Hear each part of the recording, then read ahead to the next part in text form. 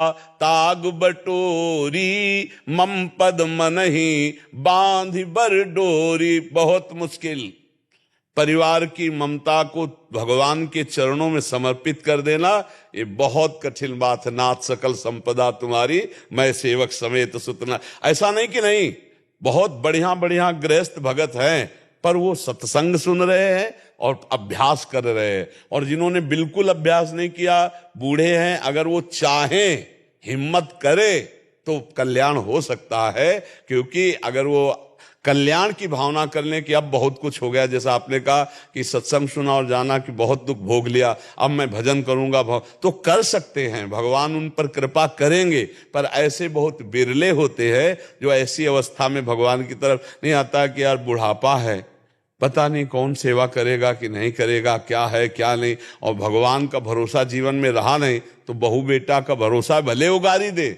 लेकिन उसी घर में रह करके निकल। एक प्रसंग हम सुनाते रहते, वामदेव जी महाराज मंडली के लेकर के चलते थे। बहुत बड़े महापुरुष हुए स्वामी वामदेव जी महाराज। तो वो उन्होंने देखा कि एक बूढ़े को एक जवान थप्पड़ और जूते से मार रहा, और फिर मार के घर गया। तो मंडली पैदल चल रही थी, तो मंडली को आगे बढ़ाया और उनके पास गए, बोले बाबा ये तुम्हें कौन मार रहा था? तो उनका हमारा बेटा था।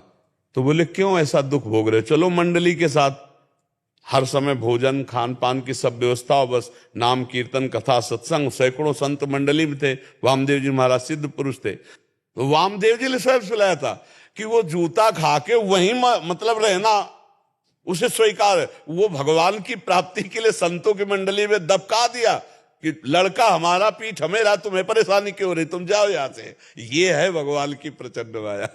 जैसे आपका ध्यान आ जाए, सही से पार निकल रहा हो, जैसे आपका चिंतन आ जाए, उस समय क्या होगा? श्री जी के संबंध से ध्यान आया ना कि ये शरीर श्री जी के संबंध से, तो भगवान या भगवान के भक्त का ध्यान आ जाए तो दोनों का फल एक ही होता है।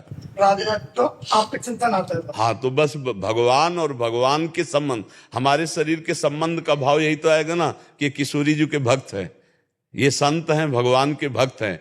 तो दो का ही सुमिरन, भजबे को दो ही भले, कह हरि और कह हरिदास, भगवान या भगवान का भक्त। तो अगर भगवान का ध्यान आ गया तो भगवत प्राप्ति हो जाएगी, और भगवान के भक्त का ध्यान आ गया तो ध्यान मूलम गुरु मूर्ति, पूजा मूलम गुरु पदम, मंत्र मूलम गुरु वाक्यम, मोक्ष मूलम गुरु कृपा, फल वही प्राप्त होगा, इसमें कोई संशय नहीं है। गणपत सिंह जी राजस्थान से। श्री हरिवंश महाराज जी, मैं एक अध्यापक हूँ, मुझे वो बातें क्या कहनी चाहिए जिनका पालन मैं स्वयं में नहीं कर पाता या नहीं मेरे से बनता, कथनी और करनी में भेद हो रहा है। महाराज जी ये कह रहे कि कभी कभी लगता है कि ये आचरण में नहीं। अगर आप एकांतिक सुनते हो तो एक दो बार एकांतिक में हमने कहा कि जितनी हमें जानकारी है उसका प्रयोग करने की सामर्थ्य हमारे में नहीं रह गई है।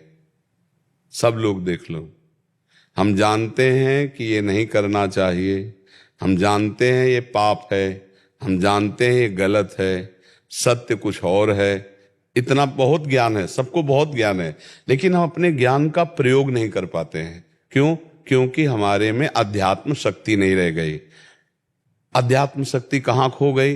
विषय चिंतन, विषय क्रिया, वो हमारी अध्यात्म शक्ति को खो। अब हमें जागृत करनी है। अध्यात्म शक्ति बहुत जल्दी जागृत हो जाएगी नाम जप से। जितना नाम जप आप बढ़ाते जाओगे तो आपको जो ज्ञान है उसका आप प्रयोग कर सकते हैं। ज्ञान सबके पास है पर उसका प्रयोग नहीं है। जो जितना प्रयोग कर लेता है वही महात्मा कहा जाता है। दूसरों को उपदेश कर देना और अपने ऊपर ज्ञान का प्रयोग ना करना, उसी को पाखंडी कहा जाता है, उसी को दंभी कहा जाता है। और जो वचन एक, मन एक, आचरण एक, वही महात्मा है। जो बोलता है वही आचरण में है, वही मन में है, उसी को संत कहते हैं। वो चाहे पैंट शर्ट में हो और चाहे पीले लाल कपड़े में हो। और अगर आचरण और मन और वाणी तीनों की मिलान नहीं हो रही तो वो संत नहीं है, वो दंभ है, वो पाखंड है। और ये इसलिए है कि हमारी भक्ति में दम नहीं रह गई। भक्ति में दम है निरंतर भगवत स्मरण, भक्ति में दम है चरित्र का पावन होना। हमारे आचरण पवित्र होने चाहिए, हमारे अंदर नाम जप, निरंतर भगवान की स्मृति, भगवान की लीला कथा गायन करना, लीला कथा सुनना, भगवान के चरित्र, इससे बहुत जल्दी पावर आ जाता है। जो अध्यात्म बल है वो जागृत हो जाता है। जब ये जागृत हो जाता है तो घृणा होने लगती है, गंदे आचरणों से, गंदी बातों से घृणा होने लगती है। भगवान का नाम, भगवान की बात सुनते ही रोमांच होने लगता है, अश्रुधारा प्रवाहित होने लगती है, जीवन बड़ा आनंदमय हो जाता है। तो बच्चा नाम जप करो, पवित्र भोजन करो, नाम जप करो, गंदी बातें मोबाइल से मत देखो, गंदे लोगों का संग मत करो, गंदी क्रियाओं से बचने की चेष्टा करो, तो अभी आनंद की आगे अनुभूति होने लगेगी। तो मन फिर जाएगा ही नहीं गंदी बातों में। समझ रहे हो? हमारे अंदर अध्यात्म बल की कमी हो गई, इसलिए हम बोलते कुछ हैं, करते कुछ हैं, सोचते कुछ है, चरित्र कुछ है, वो आनंद नहीं आता। बोलने वाले तो लाखों मिल जाएंगे, प्रवचन देने वाले, लेकिन जो प्रवचन दे रहा है वही उसके आचरण हो, ऐसा कोई बिरला होगा। अर्थात तुम्हारा एकांत अगर पवित्र है, एकांत भगवत परायण है, तो फिर तुम्हारी बात सही हो जाएगी। एकांत गंदा हो जाता है, एकांत में विचार गंदे, आचरण गंदे, देखना गंदा, बोलना गंदा। आप देख लो, हमारी बातों को समझिए आप। जिसका एकांत सही वही साधक है, जिसका एकांत पवित्र वही साधु है। कोई नहीं देख रहा, लेकिन जगन्यंता भगवान तो देख रहा है। हम हर समय गुरु और इष्ट के सीसी कैमरे में है, ये ध्यान रखना चाहिए। जैसे पता चल गया सीसी कैमरा लगा क्या, तो होश में नहीं हो गए। तो कोई भी जगह त्रिभुवन में ऐसी नहीं है जहां हमारे भगवान की दृष्टि न हो और गुरुदेव की दृष्टि न हो। तो सदैव सोचना चाहिए हम इष्ट और गुरु के सीसी कैमरे में हैं, वो हमें देख रहा है कि हम क्या कर रहे हैं। तो हमारे अगर एकांत पवित्र हो, एकांत आचरण सही हो, ये बहुत सुलझी हुई बात कह रहा हूं। एकांत जिसका पवित्र है वही साधु है, वही भक्त है, वही विद्वान है, वही ज्ञानी। और जिसका एकांत गंदा है, प्रवचन चाहे जितना ऊंचा दे लो, लेकिन दंभ के सिवा उसे सत्य नहीं माना जाएगा। आचरण पवित्र होने चाहिए। तो वो नाम जप से होते हैं, वो भगवान के पाठ से होते हैं, लीला चरित्र गायन से होते हैं। स्तोत्रों का पाठ करो, लीला चरित्र गायन करो, नाम जप करो और आचरण पवित्र रखो, सब ठीक हो जाएगा। आचरण जिसके खराब है वो सब बेकार है, फिर वो सब ढोंग कहा जाता है, नाटक कहा जाता है, पाखंड कहा जाता है। तो ये आचरण तभी सुधरेंगे जब भजन होगा। भजन करना बड़ा कठिन बात है, भजन करना कठिन बात है। देखो, दूसरों को लुभायमान करना एक कला है। लच्छेदार भाषण दे देना, दूसरों को लुभायमान, ये भी कला है, कौतुक कला है। लेकिन अपने को पवित्र करके भगवान के चिंतन में डुबोकर जगत मंगल करना, ये बहुत कठिन बातें हैं। तो अपने को उत्तम साधक का यही लक्षण है। जैसे आपने पूछा तो बहुत अच्छा हृदय भी है, तो आप इस बात को पकड़ पाए कि जो मैं बोलता हूं वो हमारे आचरण में नहीं है, वो अध्यात्म की कमी के कारण है। अध्यात्म बल बढ़ाइए तो जो आप जानकारी उसका सही समय प्रयोग कर सकते हैं। जैसे हमारे सामने कोई भोग उपस्थित हुआ, अब अगर हम शास्त्र सम्मत विवेक वाले हैं तो नहीं, शास्त्र विरुद्ध आचरण, मर जाऊंगा पर ऐसा नहीं करूंगा, अब जीत गया। और जहां कि यार इसमें सुख है यार, चलो ऐसा, तो मन तुमको गिरा देगा, भ्रष्ट कर देगा। अब बार बार हृदय जलेगा, मैंने क्यों किया, फिर समय आएगा फिर भ्रष्ट हो जाओगे। ऐसा बार बार होता रहता है, इसलिए कि हमारे पास भजन बल नहीं। भजन बल है तो जहां हम रोकना चाहें वहीं इंद्री को रोक देंगे, मन को रोक देंगे। हमसे मन इंद्री गलत काम नहीं करा सकते यदि भजन बल है। आज भजन बल की बहुत कमी हो रही है, लोग भजन बल को समझ ही नहीं रहे हैं। अरे जब भगवान के ज्ञान वैराग्य और भक्ति का उपदेश, तो चेहरा सजाने की जरूरत नहीं, चेहरा चमकेगा जब नाम जब करो। प्राकृतिक सौंदर्यता जो स्वाभाविक होती है ना, उसका आकर्षण होता है। ये जो नाना प्रकार के लेप लगाकर, वो कोई सौंदर्य होता है? मुंह धुलवा के देखो, वो सौंदर्य होता है, चाहे जितना कोई सुंदरता दिखा रहा हो। और जो सही माने में चलोगे ना, तो आपके अंदर ऐसा आकर्षण होगा कि जो आपको देखेगा एक बार प्रभावित हो जाएगा। क्योंकि सत्य वस्तु है ना, सत्य का आकर्षण हृदय को चुराता है, और बाहरी आकर्षण काम पैदा करता है, वासना पैदा करता है, चिंतन बर्बाद करता है। वो आंतरिक जो आकर्षण भागवतिक, वो चित्त का परिवर्तन कर देता है। तो ये जो शास्त्र है ये आंतरिक परिवर्तन के लिए है, जो प्रवचन है ये आंतरिक परिवर्तन के लिए। रुपया की चाह है, भोगों की चाह है, प्रणाम नमस्कार की चाह, वाह वाह की चाह है, तो हमारे हृदय माया में आ सकते, तो भगवान के सही रहस्य का कैसे उद्घाटन हो। तो ये बहुत अच्छी बात है कि आपने अपनी कमी पकड़ी, आगे बढ़ो, नाम जप करो, नाम जप करो, पवित्र भोजन करो, पवित्र आचरण रखो, फिर आपके अंदर आध्यात्मिक प्रकाश होने लगेगा। सिंह जी, मध्य प्रदेश से। जी। राधा वल्लभ श्री हरिवंश महाराज जी। महाराज जी, मैं 2.5 वर्ष से YouTube के माध्यम से आपका सत्संग सुन रहा हूँ। अपनत्व हो गया है एवं साधना की में ऊंचाई भी हुई है। महाराज जी, ईश्वर कृपा से 24 वर्ष की आयु से ही ब्रह्म ज्ञानी गुरु के सानिध्य में उनके आश्रम में निवास करने का सौभाग्य मिला। महाराज जी, हमारे यहाँ मुख्य साधन ज्ञान और कर्म योग हैं एवं महाराज जी के प्रवचन में सभी साधन के साथ साथ मुख्य रूप से भक्ति एवं प्रेम मार्ग की प्रधानता मुझे लगती है, जिससे दास की व्यवसायिक का बुद्धि में कभी कभी द्वंद्व के विचार आते हैं, जैसे अपने स्वरूप अनुसंधान से हटकर क्यों द्वैत में जाना, क्यों भिन्नता को ग्रहण तो करना आप आदि। भगवान को अपनी आत्मा नहीं मानते क्या? तो भगवान द्वैत है क्या? द्वैत तो ये शरीर है। तो कभी शरीर आराधना की बात की है क्या? फिर द्वैत कैसे आप कह सकते हैं? अगर देखो, जिसे ज्ञानी ब्रह्म कहते हैं उसे योगी परमात्मा कहते हैं, भक्त उन्हें भगवान कहते हैं, प्रेमी जन उन्हें लाडिले कहते हैं। मेरे लाडिले ठाकुर, मेरे लाडिली जो, तो वही आत्मा ही है।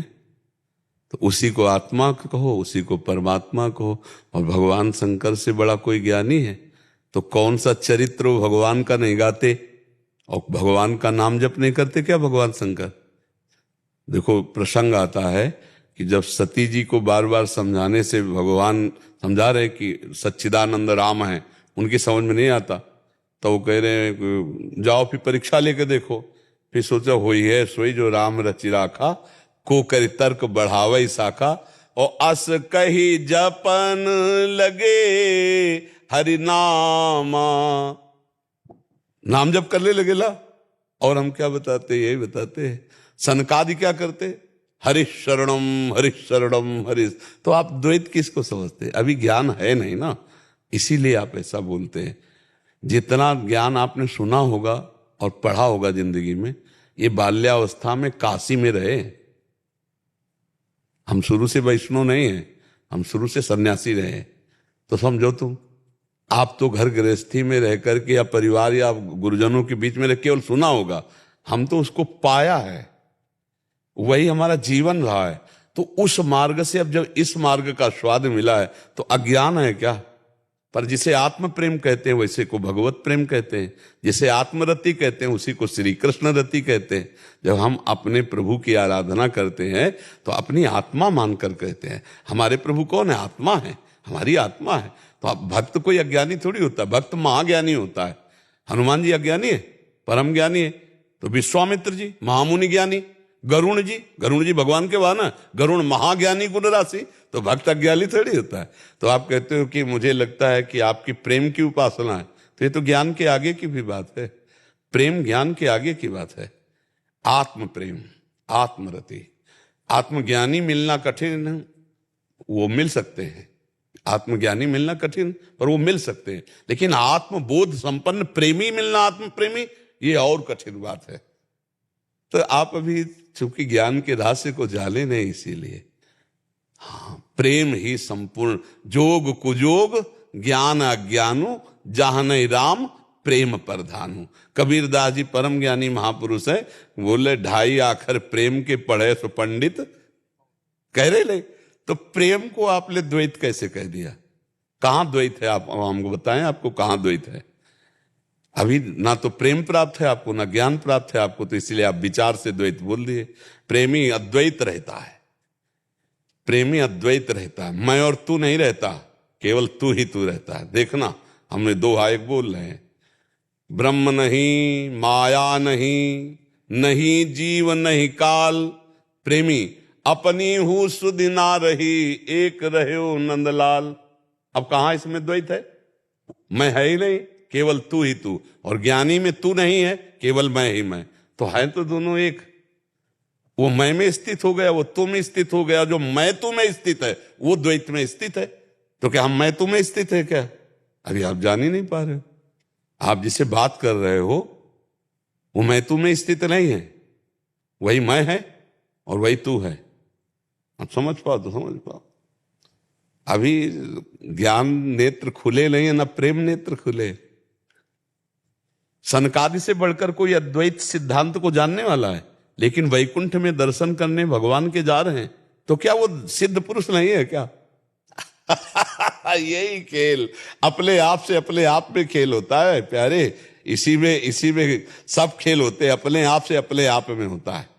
ज्ञानी जो विशुद्ध ज्ञानी है वो अपने आप में खेल होता है। सब कुछ होते हुए भी कुछ नहीं करता है वो, सब कुछ करते हुए भी कुछ नहीं करता, कुछ ना करते हुए भी सब कुछ होता है। अकर्मण्यता में कर्मण्यता, कर्मण्यता में अकर्मण्यता, शुद्ध ज्ञान। सर्वम में एक और एक में सर्व। यो माम पश्यति सर्वत्र सर्वम च मयि पश्यति तस्याहम न प्रणश्यामि सच में न प्रणश्यति। अभी शुद्ध ना तो ज्ञान हुआ है न प्रेम हुआ है, इसलिए प्रभु जी आप ऐसा कह रहे नहीं। ज्ञान में अंदर से आनंद आता है, स्वरूप में नहीं। तो थोड़ा आनंद आता है, लेकिन प्रेम तो समुद्र है। आपने कहा ना ज्ञान में आनंद आता है किसको? आपका स्वरूप ही आनंद में है?